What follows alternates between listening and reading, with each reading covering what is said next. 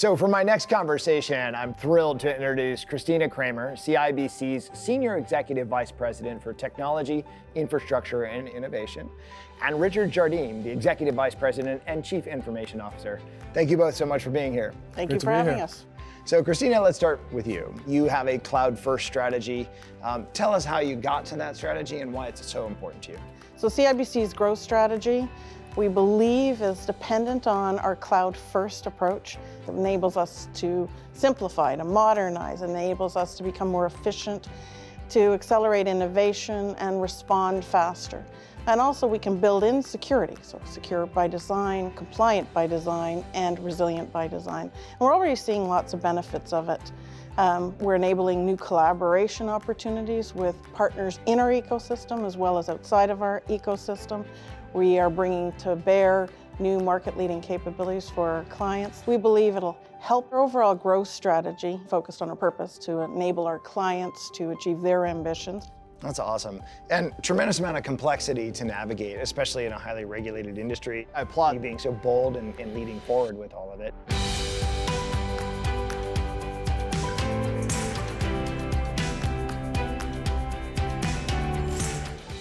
Richard, maybe you could talk a little bit about how you manage all of it. So if I step back a little bit, the hybrid cloud strategy for CIBC has been in the works for a few years. And now we're doubling down with the big agreement with Microsoft on going sort of public cloud at scale with Azure. And so we have a multi-cloud construct. And also that's mixed in, as you can appreciate with a bank, with all our legacy infrastructure like mainframe technology, which isn't going anywhere. But we look at it as a whole portfolio where we can actually manage all the components and pieces under one umbrella. So even our risk and control framework is on top of all of that infrastructure, whether it's cloud or non-cloud. Cool. The second bit is when you look at our actual cloud footprint, we actually look at the profile of those applications and we actually pinpoint which ones are suitable to private cloud, which ones will be pushed more to a SaaS ASP model depending on the business functionality required, or which ones go to public cloud and Azure. So it's big. The last thing too is we want to have that single pane of glass for our engineers, our support folks, our infrastructure folks. And that's where we see new tools like Microsoft Arc that could help to reduce our risk around managing these highly complex environments. Yeah, that's great. So maybe we'll build on this multi-cloud thread just a little bit by talking about the data, because harnessing the data estate, leveraging it to make sure that you're driving some efficiencies around what would otherwise be manual processes, also a big boost for you all. Can you talk a little bit more about that? One thing we really look at with our data footprint at the bank is, again, multiple systems, where there's vendor applications, proprietary applications. Data is everywhere. And so we've made some very conscious decisions at the bank to simplify how we approach data. Real-time data is becoming increasingly important, as you can appreciate.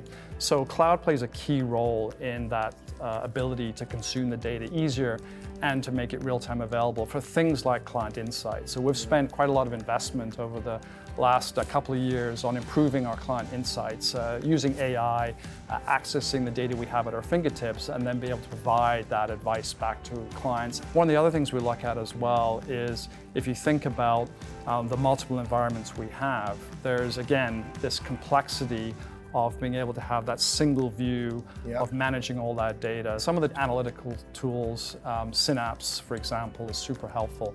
The main thing here is innovation is going to be driven off how well we monetize our data and how quickly we can use that data to the benefit of our clients. That's exactly why we've built the Microsoft data strategy and our cloud data services the way you described, so that you can harness the power of your relational estate through your SQL and Azure SQL Server assets. You can harness your unstructured data through Cosmos, and then your cloud scale analytics with Synapse, and then bring it all together with Synapse Link. Combining that with the power of Azure Arc is a fantastic way to think about threading the needle on maintaining a hybrid cloud strategy and harnessing really the full power of a true data estate.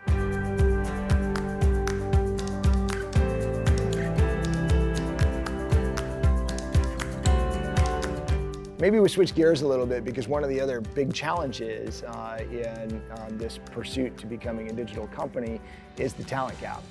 Christina, why don't you talk a little bit about this? Well, I mentioned earlier a bunch of benefits that we saw with being cloud first, and talent is one of those benefits. It gives us an opportunity to really invest in our teams and invest in capability development and provide the ability for them to take different courses. And since July, we've had over 2,000 courses completed by our team members. And we've done that with Microsoft and with the Azure experts to transfer some of the learnings and transfer some of the capabilities so we can build them in-house and build that capability across the organization. And that speaks to democratizing, the learning and the capability development. So whether it's skill building within our development shops or it's citizen development, Cloud First is about developing our enterprise capabilities in cloud and skill development. Well, that's fantastic. Honestly, that's sort of the best of both worlds. You can provide fantastic tools to elite developers and pro developers, and then the right kind of tools for citizen devs, and then bring the two together in a collaborative format. Look, we couldn't be more proud to be your technology partner, and we're really thankful for the investment of time and effort and energy you've put into the partnership. Thank you both for being with me. Well, thank you very again. much. Thank you, again. Thanks.